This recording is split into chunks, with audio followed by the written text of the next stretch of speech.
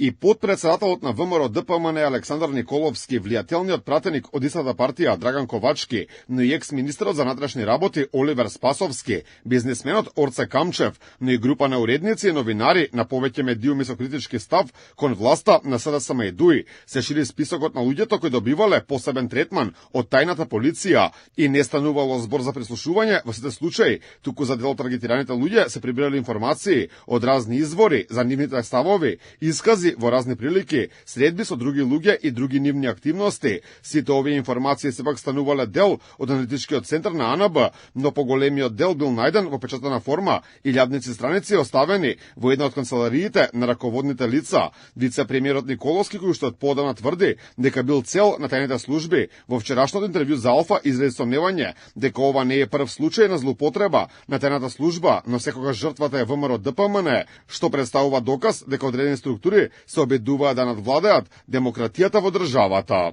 До сега можам да се сетам најмалку на 3 претходни случаи кога се злоупотребувала тајната служба, дали тоа било во 90-тите години, дали беше тоа аферата големото УВО или беа прислушуваните разговори, и еве четврти пат за жал се злоупотребува и секоја жртва е ВМРО ДПМН, што јасно говори дека антидемократските елементи во општеството се борат против демократско ВМРО ДПМН, затоа што не сакаат демократија во Македонија и не сакаат демократските структури да надвладеат во Македонија. Тие сакаат структурите од поранешниот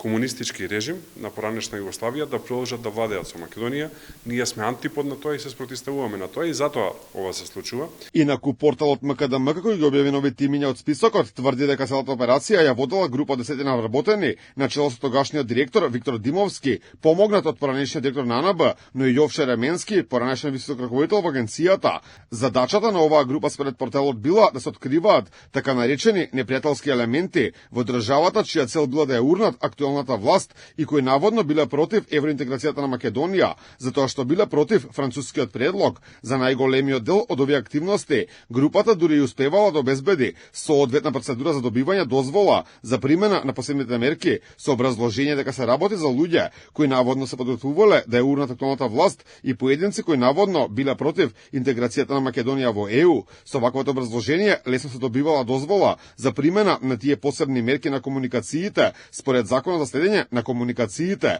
Екс-директорот Димовски ги негираше овие обвинувања и тврди дека за време на неговиот мандат премиерот Мицкоски не бил следен и побара да се декласифицираат документите што се доставени до обвинителството. Во меѓувреме обвинителството веќе отвори предмет и започна предистражни действија по објавувањето на скандалот, но најави дека нема да споделува информации за опсегот на нелегалната акција, односно кој се бил на обработка. Од тоа што е објавено, главна цел бил лидерот на ВМРО ДПМН и сегашен премиер Христијан Мицкоски. По него на списокот била поранешната контроверзна обвинителка Вилма Русковска, како и новинарите Љупчо Златев и Кристијан Ландов.